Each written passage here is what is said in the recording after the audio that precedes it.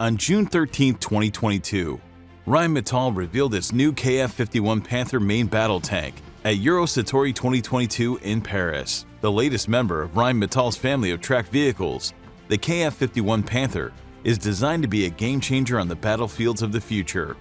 Given the current state of things on the European continent, pretty much everyone is looking anxiously at what the future of military weaponry looks like. And the Rheinmetall Kettenfahrzeug 51 Panther, also known as KF-51, is one of the most impressive examples of the future. In this video, we're going to take a closer look at this impressive vehicle and see just how capable it is.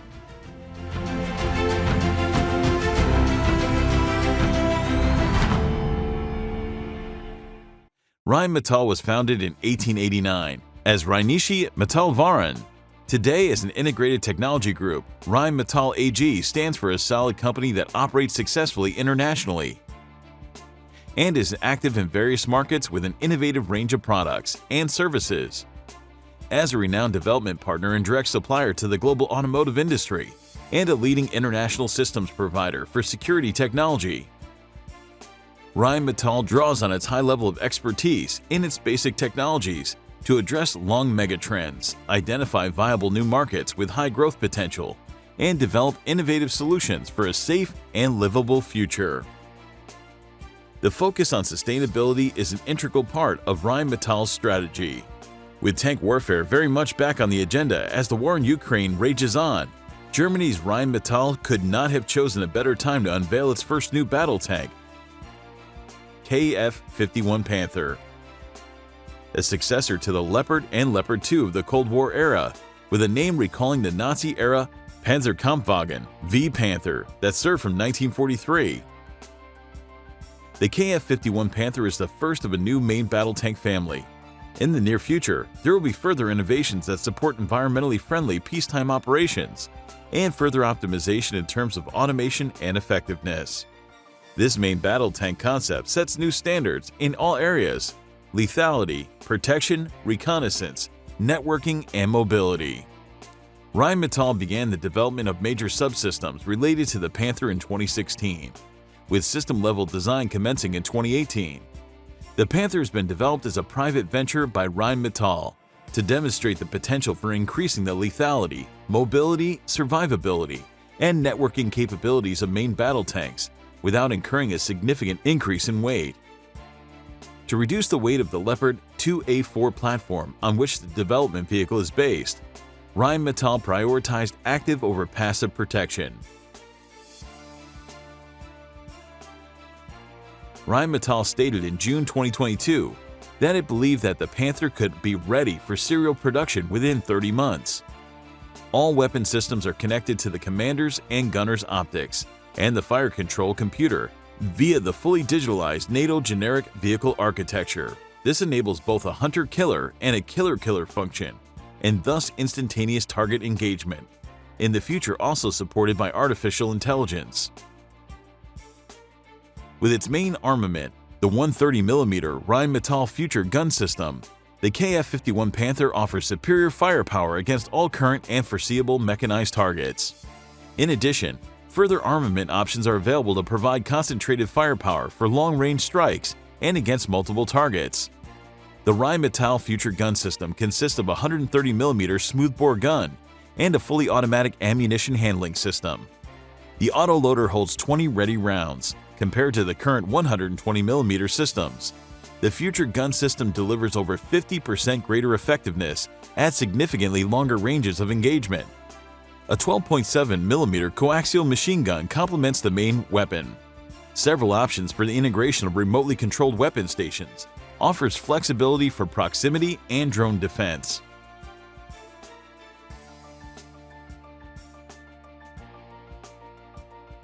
The K-51 Panther presented at Eurosatory 2022 is equipped with Rheinmetall's new Adder remote control weapon station in the 7.62 variant, integrating a launcher for Hero 120 loitering munition from Rheinmetall's partner U-Vision into the turret is equally possible. This enhances the K-51's ability to strike targets beyond the direct line of sight.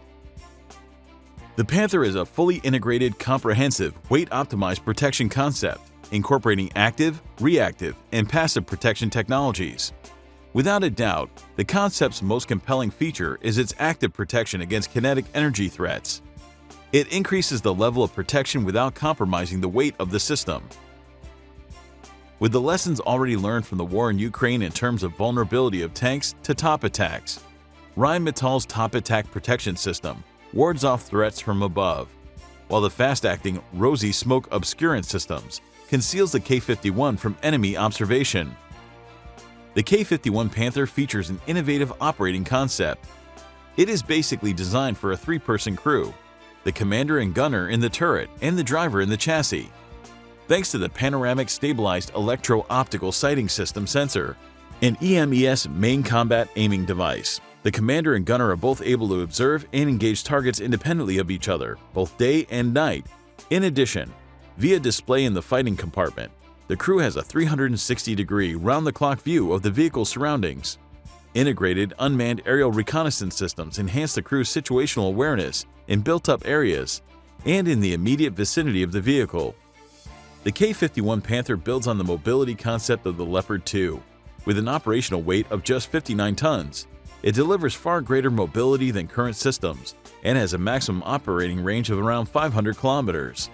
Consequently, the K-51 Panther excels in tactical and strategic mobility. Thanks to Rheinmetall's innovative development approach, users, maintenance specialists, logisticians, and procurement experts from all current and future user nations can play an active role in shaping the vehicle's future. Rheinmetall has a long-standing experience in establishing global supply chains in order, in cooperation with user nations, to make sure that a large share of the production is carried out in-country, thus helping to create and/or preserve sovereign capabilities and capacities. In developing the K-51, Rheinmetall not only set out to modernize existing main battle tank concepts. Starting from scratch, it completely reconceived the platform. The K-51 Panther can be easily updated and equipped with the latest capabilities and functions. Its advanced modular open NATO generic vehicle architecture system enables iterative development, which can then be updated in harmony with innovation cycles. The Panther is the first new West tank to be developed since the Cold War, other than the British Challenger II, which entered service in 1993, over 30 years before the new German design, will be combat-ready. With both Russia and Western powers having invested relatively little in clean sheet tank designs after the Cold War, the T-14 being the notable exception, albeit one which is yet to be fielded in significant numbers. There's a high possibility that the Panther's unveiling could fuel accelerated developments of new tanks in the United States, Russia, and possibly in East Asia and in European countries, such as Britain and France, which have not produced tanks for some years. The current situation in Ukraine has reignited debate over the tank's future in general. While thick armor has played a crucial role in main battle tanks' conventional breakthrough function, its susceptibility to a variety of weapons has also been highlighted. In some ways, the K-51 Panther appears to be addressing such facts from various perspectives. Overall, it should be lighter and more nimble than current main battle tanks, have a larger main gun, and offer stand-in observation and strike with loitering munitions. Overall, the K-51 Panther arrives at a pivotal moment in tank warfare, and it has the potential to help determine the future of main battle tank forces in Germany and beyond. What do you think of K-51 Panther? Is it a game changer? Let us know in the comments, and please like this video if you've enjoyed it. Thanks for watching.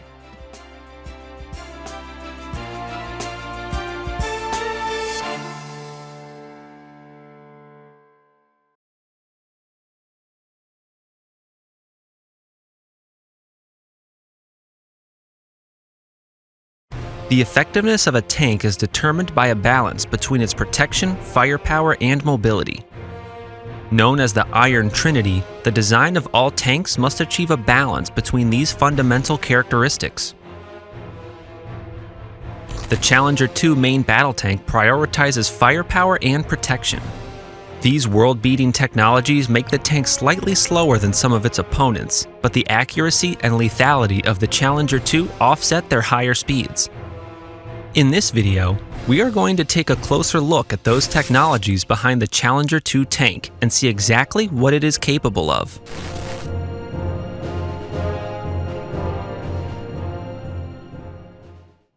The FV-4034 Challenger 2 is a third-generation British main battle tank in service with the armies of the United Kingdom and Oman.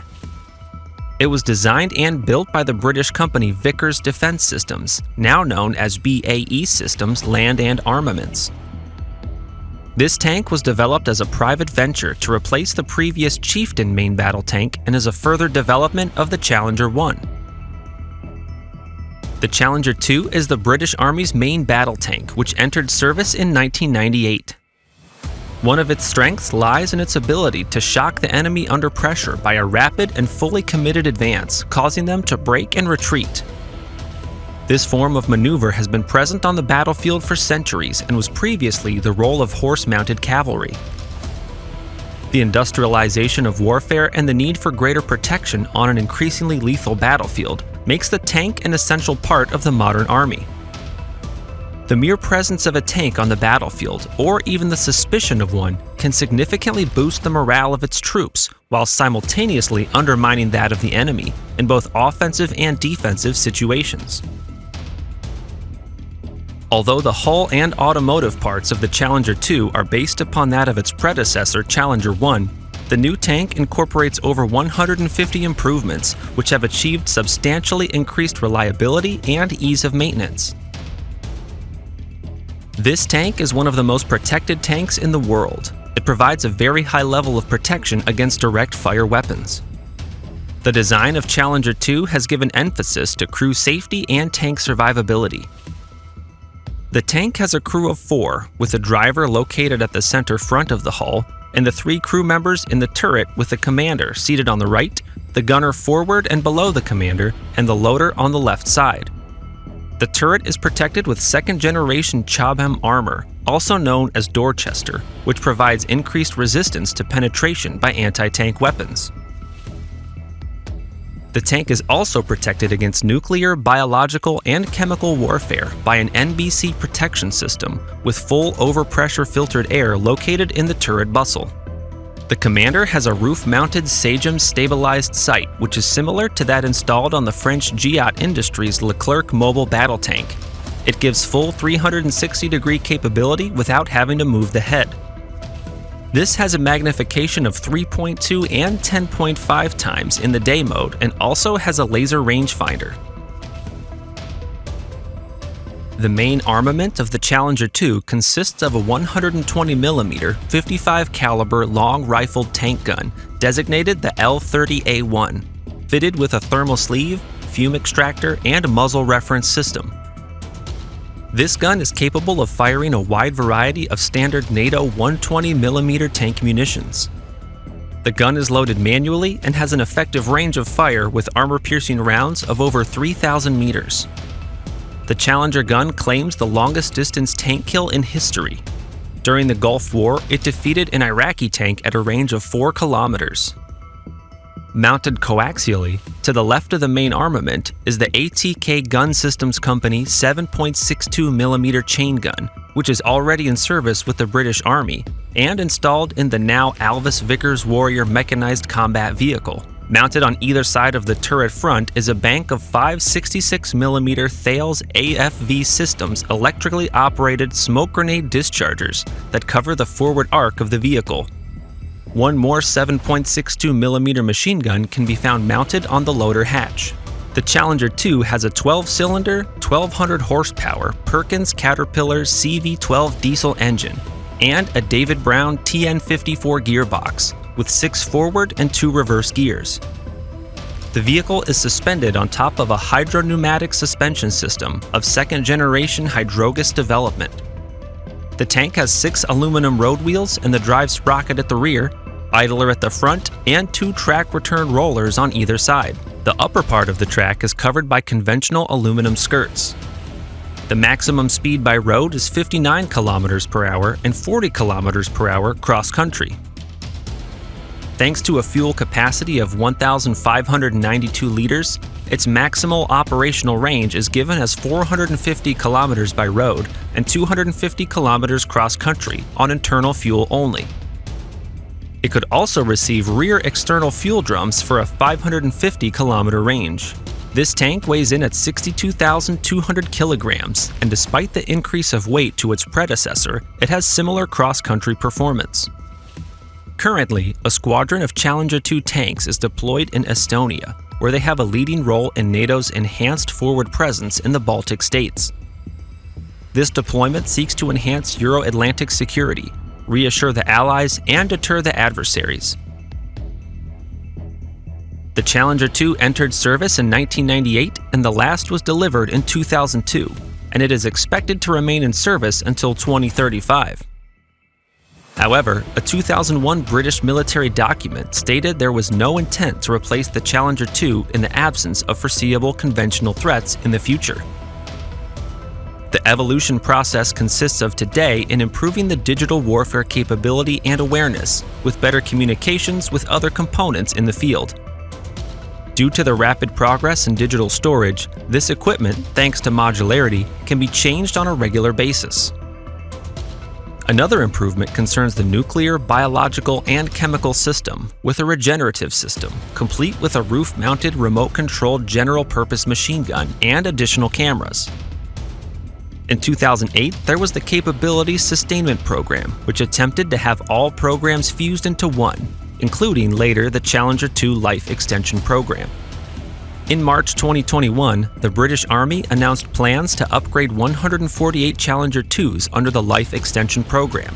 With the aim to extend its service life out to at least 2035, these upgraded models will be known as Challenger 3 and were first unveiled in 2021.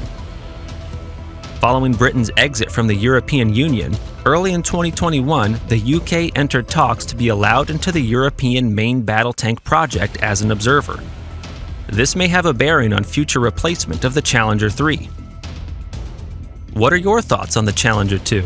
Let us know in the comments, and please like this video if you've enjoyed it. Thanks for watching.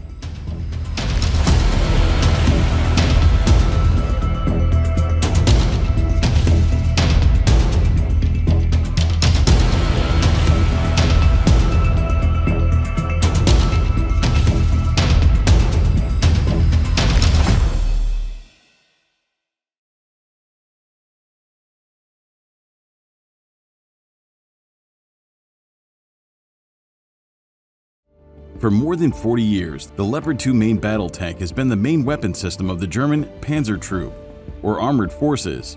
Despite its age, the several times upgraded vehicle is still regarded as one of the best main battle tanks of the world. Many experts even rate it as the best vehicle of its class. The German Army is currently fielding a new variant of the tank, the Leopard 2A7V, which again features many improvements. The V in the designation standing for Verbessert, which when translated means improved. In this video, we're going to take a closer look at the Leopard 2 and the improvements that have been made over the years.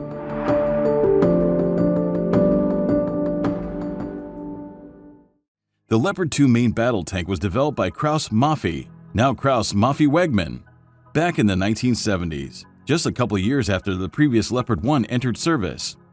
In those days, a clash between NATO and the Warsaw Pact was possible, and the West German Army needed a well-protected tank, which would be superior to the models introduced in the Eastern Bloc. The first prototypes of the Leopard 2 were completed in 1972. In 1977, Bundeswehr, the armed forces of the Federal Republic of Germany, initially ordered 1,800 of these main battle tanks to supplement and replace the Leopard 1. The first production batch of 30 tanks was completed in 1979, and the Leopard 2 was adopted by the West German Army during the same year.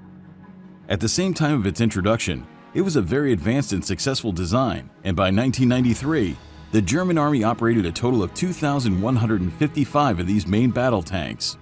This main battle tank has a welded hull and turret. Composite armor of the Leopard 2 tank is similar to British Cobham.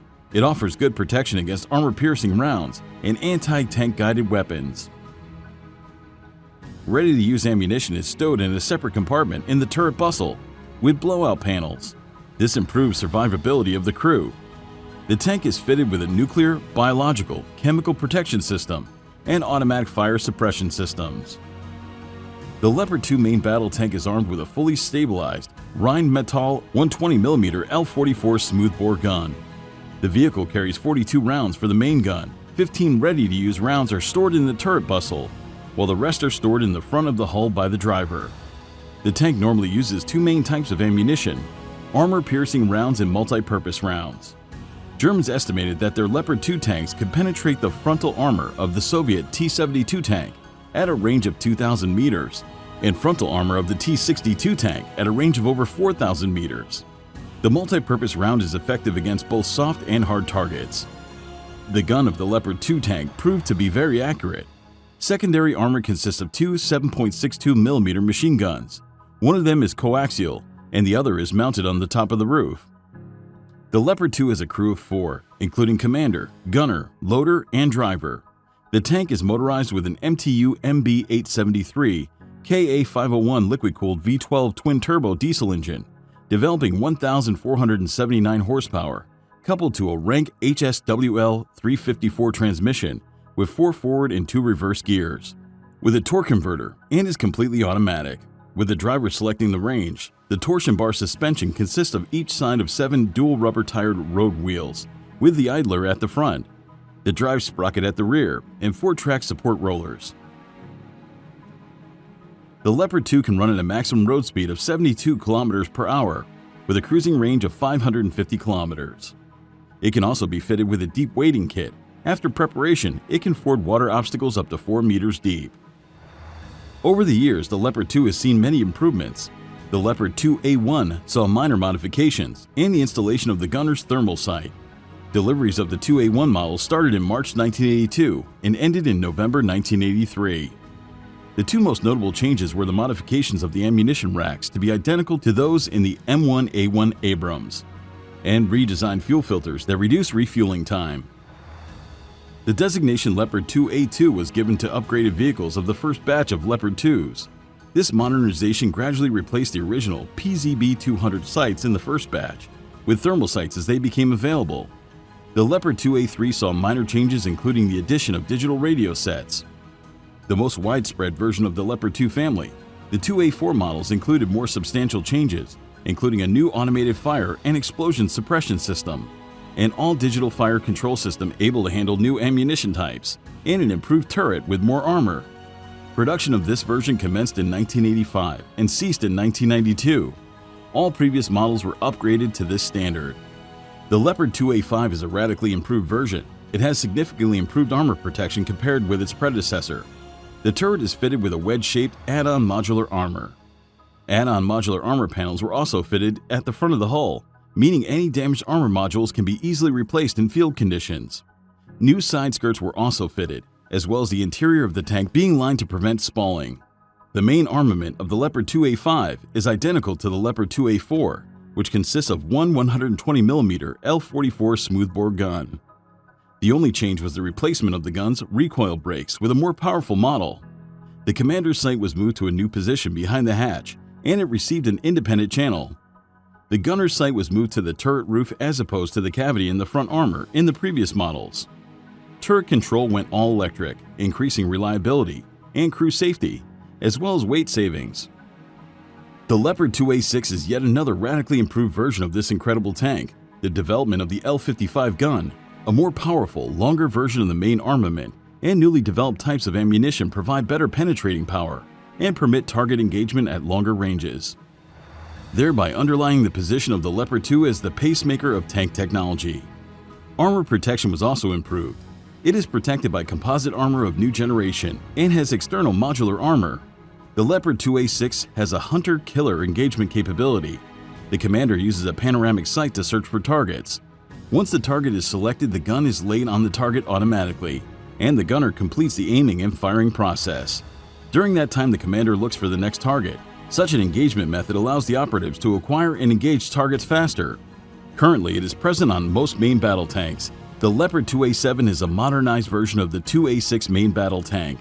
The main features of this new upgrade include new armor, an energy system, a crew compartment cooling system, and a new weapon engagement system. The Leopard 2A7V is the latest version of the Leopard 2A7 with enhanced protection, greater mobility, improved command and control, increased sustainability and more firepower being reasons for the procurement. However, the primary reason for the introduction of the newest variant of main battle tank was the requirement of the German Army for an increased number of Leopard 2A7 main battle tanks, of which they only had 20. 104 vehicles are to be upgraded, including some existing Leopard 2A7s, old Leopard 2A4s, and surplus 2A6NLs, originating from Dutch stocks. The delivery of all 104 Leopard 2A7V is scheduled to be completed in 2023. What do you think of the Leopard 2 and all its upgrades? Let us know in the comments, and please like this video if you've enjoyed it. Thanks for watching.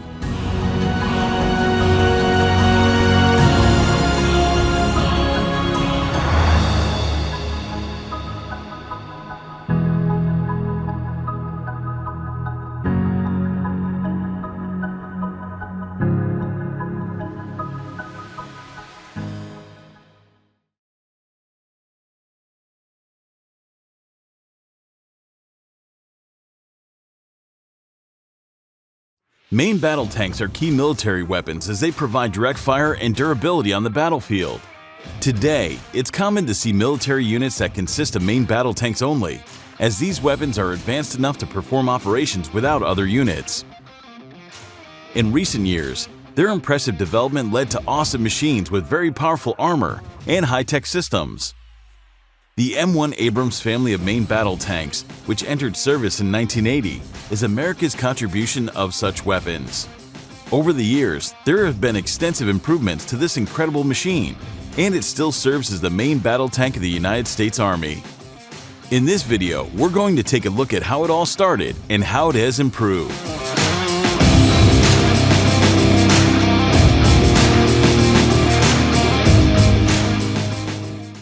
The M1 Abrams main battle tank was developed by Chrysler Defense, now General Dynamics Land Systems, with production starting in the 1970s. This main battle tank was named in honor of General Abrams, commander of U.S. forces during the Vietnam War. It first entered service in 1980 and was produced for the U.S. Army from 1978 until 1992. The M1A1 entered production in 1985, followed by the M1A2 in 1986. During Operation Desert Storm, 2,000 M1 Abrams tanks were used. The M1 proved vastly superior, and not a single tank was destroyed by enemy fire. Since then, the Army has modernized its M1 inventory with a series of upgrades to improve the tank's capabilities. The M1 Abrams features composite armor similar to British Cobham, which features multiple layers of steel and ceramics. It may also be fitted with explosive reactive armor. Interior of the tank is lined with Kevlar protecting the crew against spalling. Ammunition is stored in the turret bustle with blowout panels. It is fitted with the M68A1 105mm rifled gun, which is loaded manually. The M1 is compatible with all standard NATO 105mm tank ammunition. A total of 55 rounds are carried for the main gun, including 44 rounds stored in the turret bustle and 11 rounds stored in protective containers inside the hull. This tank has a modern fire control system with a high first hit probability. It can destroy tank-sized targets at a range of 2 kilometers while firing on the move. Secondary armament consists of a 7.62mm coaxial machine gun. Also, there's a 12.7mm and another 7.62mm machine gun mounted on top of the roof. The M1 Abrams weighs 54.54 tons, measures 7.92 meters in length, 3.65 meters in width, and 2.38 meters in height. It has a top road speed of 72.4 kilometers per hour and has a range of 498 kilometers. There's a crew of 4, including the driver, commander, gunner, and ammunition loader. The driver sits at the front of the tank inside the hull, while the commander stands inside the rotating turret. The gunner sits at his feet. Armored bulkheads separate the fuel tanks from the crew compartment. The M1 Abrams is powered by an Avco Lycoming, now Honeywell, AGT 1500 gas turbine engine, developing 1500 horsepower. Essentially, it's a modified helicopter engine, adapted for use on tanks. It's a multi-fuel engine which can run on any grade of petrol, diesel, aviation fuel, and kerosene. This engine has impressive performance and is compact for its power output. So even though the Abrams tank is heavy and bulky, it's surprisingly agile. It is faster than any other tanks and has superior cross-country performance. Also, the engine is remarkably quiet. Due to this feature, the Abrams is even nicknamed the Whispering Death. The M1 was followed in production by the improved M1A1, which has an improved armor protection compared with its predecessor. The front turret and hull armor of the M1A1 features advanced composite armor reinforced with depleted uranium mesh for better protection. One of the most important improvements over the M1 is the M256 120mm smoothbore gun, originally developed by Rheinmetall and produced in the USA under license. This gun is loaded manually, and the ammunition load was decreased to 40 rounds due to its larger size. The M1A1 Abrams has a range of effective fire in excess of 4 kilometers, which was successfully demonstrated during Operation Desert Storm in 1991. A special M829A2 armor-piercing round was developed for the M1A1 to counter the threat possessed by the latest, at the time, Soviet-Russian main battle tanks. The M1A2 Abrams main battle tank is a further development of the M1A1. Currently, it is one of the best main battle tanks in the world. It is planned that this tank will remain in service beyond 2050. Protection of the M1A2 was improved by using depleted uranium mesh at the front of the hull and turret. It offers significant protection against all known anti-tank weapons. However, overall weight increased to 62.5 tons. Protection of the M1A2 Abrams is considered to be one of the best in the world. The tanks can be fitted with explosive reactor armor blocks, and some tanks are equipped with missile countermeasure devices intended to detect and jam guidance of the laser-guided missiles. The M1A2 has an improved fire control system, and its components' range of effective fire is in excess of 4 kilometers. This tank has a target acquisition system with hunter-killer capability, whereas many tanks produced in the early 90s lacked this capability. This main battle tank can be airlifted by a C-5 Galaxy or C-17 Globemaster III military transport aircraft. The M1A2 SEP, or System Enhancement Program variant, is a successor to the M1A2. It has improved armor protection, improved system components, improved computer components, and some other improvements. The SEP V2 is fitted with a remotely operated weapon station, armed with 12.7mm machine gun. The first M1A2 SEP tank was delivered to the US Army in 1999. There are at least 900 M1A2 SEP tanks in service. 240 of them were newly built. The others were upgraded to this standard from the M1, M1A1, and M1A2 tanks. The Tank Urban Survival Kit was developed for the Abrams series tanks to improve their survivability in an urban environment. Once the kit is applied, the tank has improved protection, firepower, and situational awareness. The kit can be applied by the units in field conditions. The SEP V3 is the current production version of the Abrams tank. This version rectifies many of the space, weight, and power issues identified during Operation Iraqi Freedom. Improvements focus on increasing the electrical power margin, vehicle health management systems, integrated counter-improvised explosive device protection, a new auxiliary power unit enabling silent watch, embedded training, and an ammunition data link. It is the most reliable Abrams tank ever produced. The SEP V4 is the most lethal Abrams tank and is now in development, featuring the third-generation forward-looking infrared cameras, the cornerstone technology that will provide tank crews the ability to identify enemy tanks farther than ever before. With the upgrade, the Abrams will integrate a color camera, eye-safe laser rangefinder, a cross-platform laser pointer to facilitate multi-domain battle into the commander's sight. This program began early enough to onboard any technology the Army deems critical to the future battlefield, to include artificial intelligence, autonomy, APS, or advanced sensors. The Abrams main battle tank closes with and destroys the enemy using mobility, firepower, and shock effect.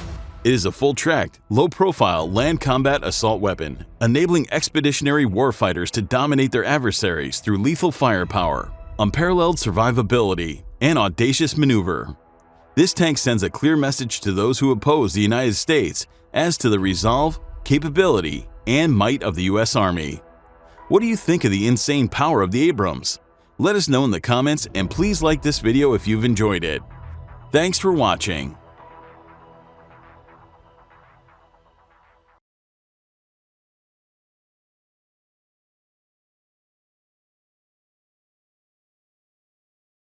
In terms of expensive and advanced tanks, it's hard to look beyond the K2 Black Panther.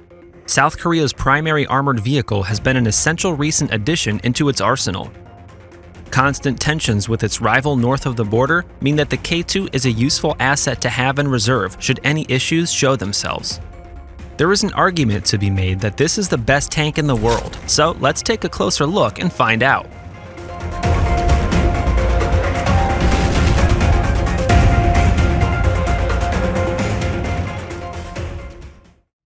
In 1976, South Korea upgraded its M48 Patton tanks, and this gave birth to the K1 tank.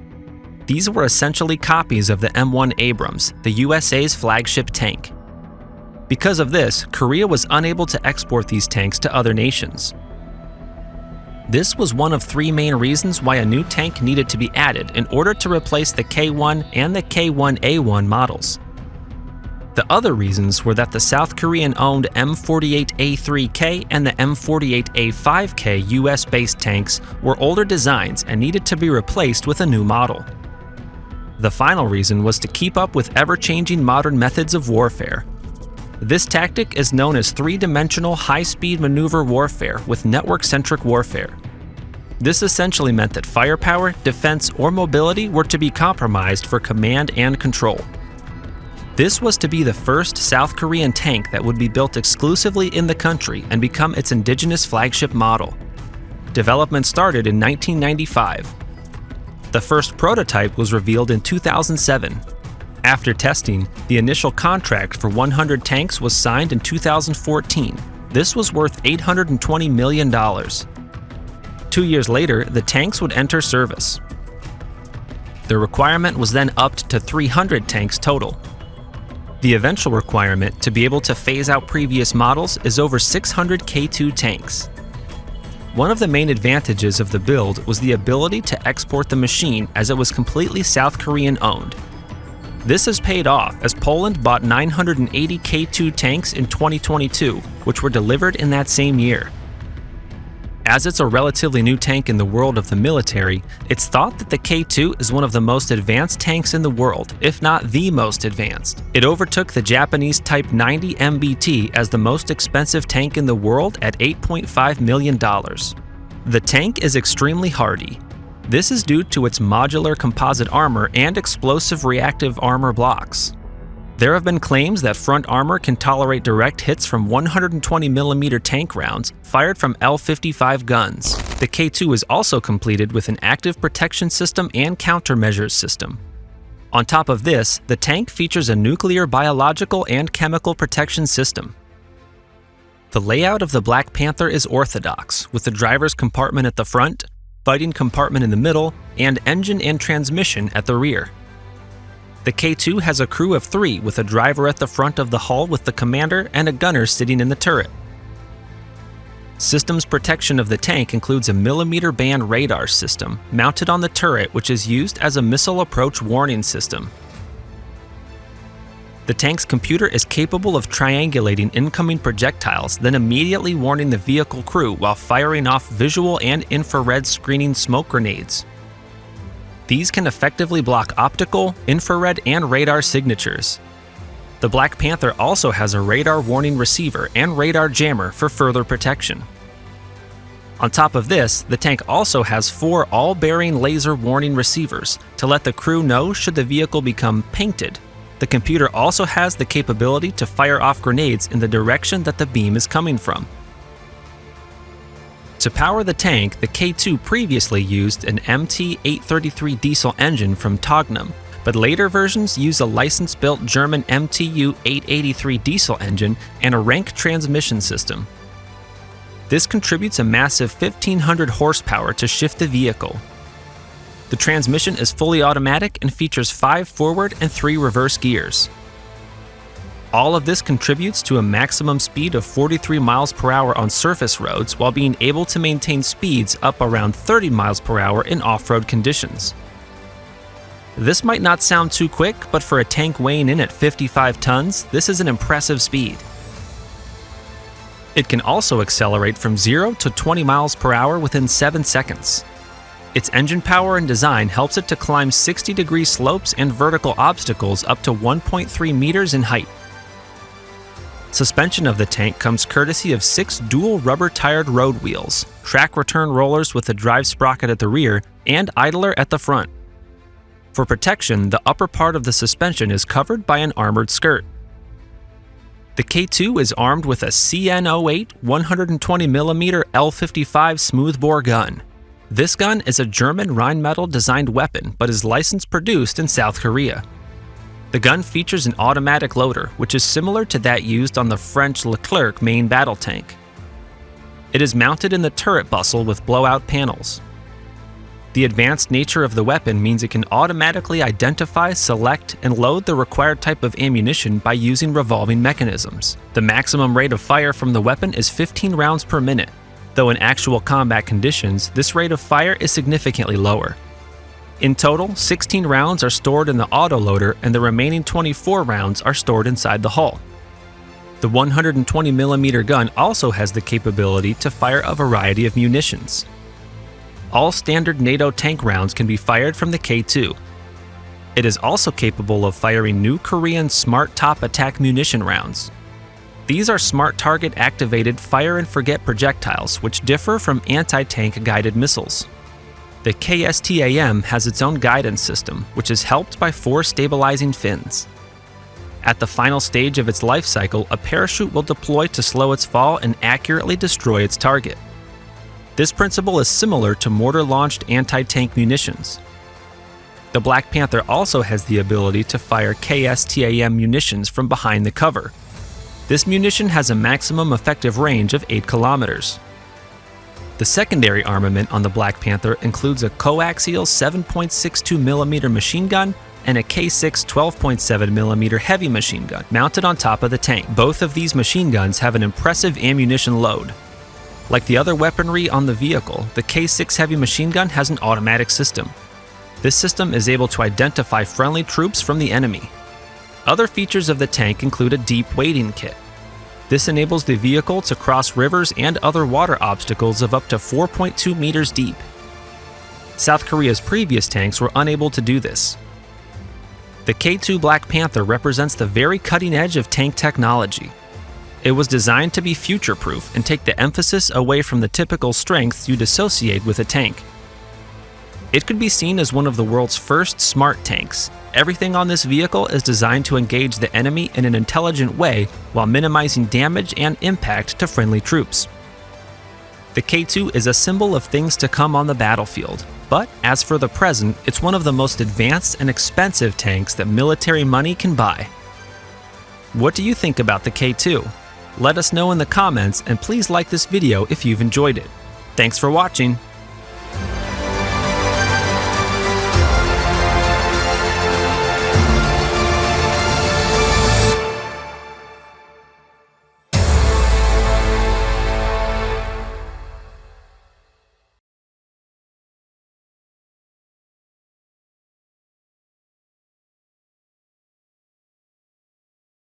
Often, the most advanced military weaponry gets attributed to powerhouses like the US or Europe, but it's in fact Israel that's responsible for one of the most effective series of tanks the world has ever seen. The Merkava tank is now on its 5th version, and it represents some of the most advanced developments in terms of the planet's armored vehicles. Let's take a look at just how powerful this tank is.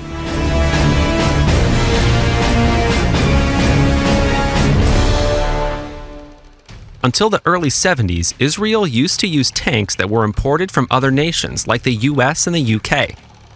Initially, when the UK's Chieftain tank was being developed, Israel would collaborate on the design of the vehicle with a view to purchasing the tank for its own fleet. But this plan would be abandoned in favor of building an armored vehicle in-house that could be built to cope with Israel's challenging terrain. They needed something that could cope with both the rocky terrain of the Golan Heights, but also the soft, sandy plains of the Sinai Desert. General Israel Tal, the so-called father of the Merkava tank, made it very clear that the main feature needed from these new tanks was protection. The general would repeat to his staff throughout the design process that protection remained the highest priority for the Merkava, and this was never compromised as other features were vetoed. This is shown by the fact that while most tanks designed for the 80s were equipped with a 120mm gun, the first two generations of the Merkava retained a 105mm weapon.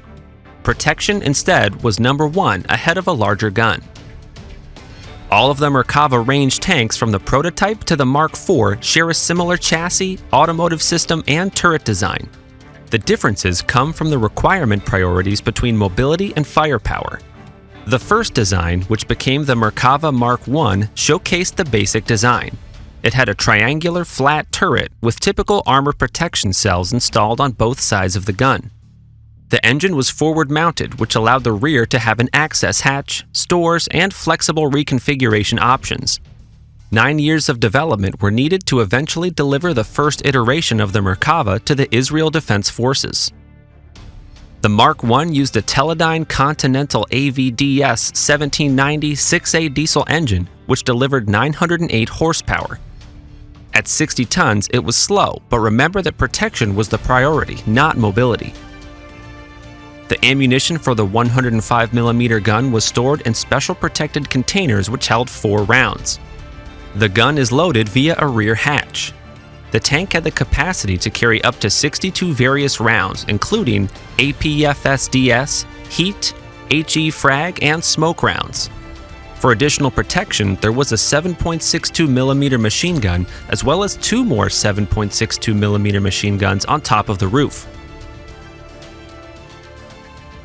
The tank could also be fitted with external 60mm mortar, which fired smoke, illumination, or anti-personnel rounds. The first Merkava was used in the 1982 Lebanon War, but at this stage, the Mark II had already been developed to enter service. The quick speed of this turnaround was due to continued development based on lessons and feedback from users, as opposed to a slow and linear operational testing process. The Mark II had new special armor modules installed on the turret's sides and skirts to further enforce the tank's protection. The Army kept the 105mm gun, but the tank was equipped with improved fire control and optronic equipment, bringing it to the same level as a fully upgraded M60S, but the main difference was that the Merkava offered superior protection. The next version took longer to enter operation, but the differences were dramatic between the Mark II and the Mark III. It was 7 years in 1989 before these were introduced. There was another new modular armor concept, which meant that armor could be adapted quickly to evolving threats. The tank finally upgraded its gun to a 120mm version, produced by Israeli manufacturer IMI. The improved MG253 gun was upgraded to fire the latest ammunition types, including the APFDS Sabot ammunition. The 12.7mm main machine gun was also improved and fired longer and heavier HE rounds. As well as a new weapon, there was also a new 900 horsepower diesel engine that was developed by the German firm MTU. The process of introducing the Mark III went through its own evolutionary process during service and was upgraded at least 4 times. Upgrades were made with different armor configurations as well as different kinds of fire control and optronic systems. Changes were constantly informed by lessons learned through combat experience in Lebanon and Gaza. The Mark III proved to be so effective that the IDF made the decision to phase out its Centurion tank and M60S in favor of an exclusive Merkava force of armored vehicles. This new iteration had the latest improvements of modular removable armor and included another fire control upgrade with the addition of the LOP Knight Mark IV fire control system. Another improvement included the Elbit Battle Management System, where interaction and awareness of the battlefield were greatly improved. There were further upgrades to the protection of the tank, where vulnerable parts were strengthened for increasing urban warfare efficiency, including to the turret roof and the belly in a V shape to cope with landmines and better deflecting blasts. And as of now, the IDF has improved its flagship tank further still. The Mark IV, or Barak as it is otherwise known, is the latest and technologically advanced Merkava to date. It's an improvement on the already powerful Merkava IV that integrates the latest technologies and innovations in protection and digital combat capabilities. However, the design of the vehicle is very similar to the previous models. The The driver position is located on the left side of the hull, the turret at the rear of the hull, and the engine at the front. The tank has a crew of 4, including a driver, commander, gunner, and loader. Armament is also similar as it features the 120mm smoothbore gun courtesy of Israel Military Industries, which fires high-penetration projectiles and guided shells with a range of up to 4,000 meters. It has a V12 diesel engine developing 1,500 horsepower coupled to a Renk automatic transmission with 5 forward and 2 reverse gears. Produced is a maximum road speed of 64 kilometers with a maximum cruising range of 500 kilometers. This means the original requirement of protection is still there, but with less compromise on power. Arguably, the biggest improvement is the use of smart technology and the integration of the Trophy Active Protection System, designed to counter the most advanced anti-tank missiles, rocket-propelled grenades, anti-tank rockets, and high-explosive anti-tank rounds. Trophy can create a bubble around the vehicle to neutralize all of these threats. It can also rapidly detect, classify, and engage all known chemical energy threats, including recoilless rifles, ATGMs, AT rockets, heat tank rounds, and RPGs. This is the massively impressive Merkava tank. It's taken 5 decades to produce one of the most advanced tanks in the world, which was born out of a need for Israel to have their own fighting vehicle for their own terrain. What do you think about the Merkava? Let us know in the comments, and please like this video if you've enjoyed it. Thanks for watching!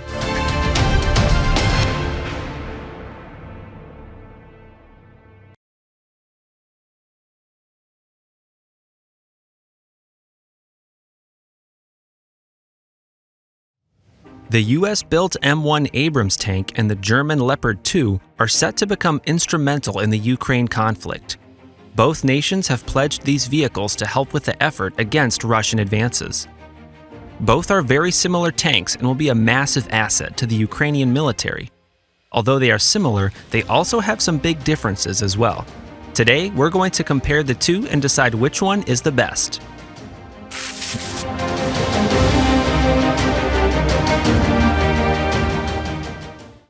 The Leopard 2 and M1 Abrams entered service at almost exactly the same time between 1979 and 1980, and were both closely based on a joint US-German program known as MBT-70, which was canceled in 1970. Despite this, 2 tanks were essentially developed as siblings for similar purposes. The 2 are NATO's go-to battle tanks and equip NATO-aligned armies worldwide, stretching from Taiwan and Singapore to Australia and Morocco. Estimations suggest that there are 2,000 Leopard 2s in service within NATO-affiliated countries, with a large portion of them in reserve. Abrams tanks, however, have been produced in even greater numbers, but most of them staying within the United States forces. Both tanks have several key similarities, which include the lack of autoloaders, the use of near-identical 120mm smoothbore guns, and similar weights. The Leopard features a Rheinmetall 120mm L44 smoothbore main gun. The Abrams uses a similar M256 120mm cannon, so when it comes to firepower, there's not a huge amount of difference. The Leopard weighs in at 60.4 tons, and the Abram is only slightly heavier at 62.6 tons. So it's difficult to split them at this stage. In terms of secondary weaponry, the M1 has 2 7.62mm machine guns and another 12.7mm machine gun. The Leopard also has 2 7.62mm machine guns for extra protection. In terms of combat, both tanks have proved themselves well in battle. The Leopard 2 was involved in Kosovo and Afghanistan, where it was found to be very durable against improvised explosive devices. This led NATO commanders to heap praise on the vehicle and led to its expansion across the world. The militaries of Germany, Austria, Denmark, Canada, the Netherlands, Norway, Switzerland, Sweden, and Spain all use Leopards. Its longevity is also preserved, as plans are to keep the tank in service until 2030. At this point, it would have been in service for over 50 years. The M1 had been in the design phase since the 60s, but had to wait until the early 90s before it saw action. When it did eventually take to the battlefield, it proved itself very effective. It destroyed over 2,000 Iraqi tanks in the first Gulf War without a single Abrams being lost to enemy fire. Variants of the tank have ensured that it's also anticipated to have a long shelf life, with no plans to replace the tank at this point. But what about the differences? The key difference between the two is the power plant. When the US were designing the M1, the Soviets introduced T-80 tanks with a gas turbine engine. This is the kind of engine that powers helicopters and other classes of aircraft. This effectively takes jet engine fuel, which allows greater speed but vastly reduces efficiency. The Abrams followed suit to match the higher speed and mobility. It uses a Honeywell AGT 1500, providing 1500 SHP. The problem with this is that it made the Abrams not only more costly, particularly for the production of its engine, but also far less fuel efficient, resulting in a relatively short-ranged vehicle. Add to this the fact that maintenance requirements are also considerably higher. At the time of the Cold War, the added speed for the anticipated rush over the Iron Curtain meant that the benefits of this engine might have outweighed the negatives, but in modern warfare, that's definitely not the case. The Leopard 2, by contrast, uses a traditional diesel engine, which, although sacrificing mobility, is considered more efficient. It uses a V12 twin-turbo diesel engine made by MTU Friedrichshafen. The trend with moving away from gas turbine engines was seen by the Soviet states after the Cold War. Russia itself quickly cut down its T-80 numbers as of 1991 and only used those tanks for Arctic exploration, where temperatures made traditional engines hard to start. Instead, the Soviet Union had developed a more fuel-efficient and economical T-80 variant shortly before its disintegration, the T-80UD, although the fall of the Iron Curtain made its production unsustainable. However, the M1 still has the engine that had been widely discontinued elsewhere, which means the Leopard definitely has the advantage when it comes to powering the tank. And the Leopard 2 isn't exactly slow. It has a top speed of 42 miles per hour, which for a tank is quick. The M1 has a similar top speed but is far more inefficient. As a result, the Leopard is far more portable and cheaper to maintain across the world in comparison to its US counterpart. The Leopard may also have the advantage when it comes to armor. The German tank has 800mm thick armor on its front, and variants of the Leopard have armor as thick as 1500mm. The M1 has 700mm thick armor, but although it is thinner than the Leopard, the Abrams protection has a composite mix. This means it incorporates Kevlar, lead, and sometimes ceramic in the armor. So, although it appears as though the Leopard has the advantage here, it's not clear-cut due to the composite material used for the M1's protection. Another disadvantage could be the ease of which these two tanks can be operated. When it comes to deployment in places like Ukraine, complex training programs are considered a luxury. The International Institute for Strategic Studies estimates that 3 to 6 weeks of training would be needed for operating crews and support staff to reach basic proficiency with the Leopard. This is anticipated to be much longer on the M1. Even the US military themselves have admitted how much of a challenge the operation of their tank is. Colin Kahl, the Pentagon's top policy advisor, has said that the Abrams tank is a very complicated piece of equipment. He's also told reporters that it's expensive and hard to train on. So, for quick deployment and ease of use, the Leopard again comes out on top. But, whilst there are some key differences here, there are overwhelming similarities between the two tanks. The overall cost of production is similar at around $6.2 million, although it must be noted, as we pointed out earlier, that the cost to run the M1 is considerably higher due to its gas turbine engine. Which one of these tanks comes out on top? They are both world leaders in terms of battle tanks. Both have impressive weaponry, with the Abrams slightly outdoing the Leopard with an extra machine gun and the use of a projectile known as the Silver Bullet, a depleted uranium round which is effective against almost any armor.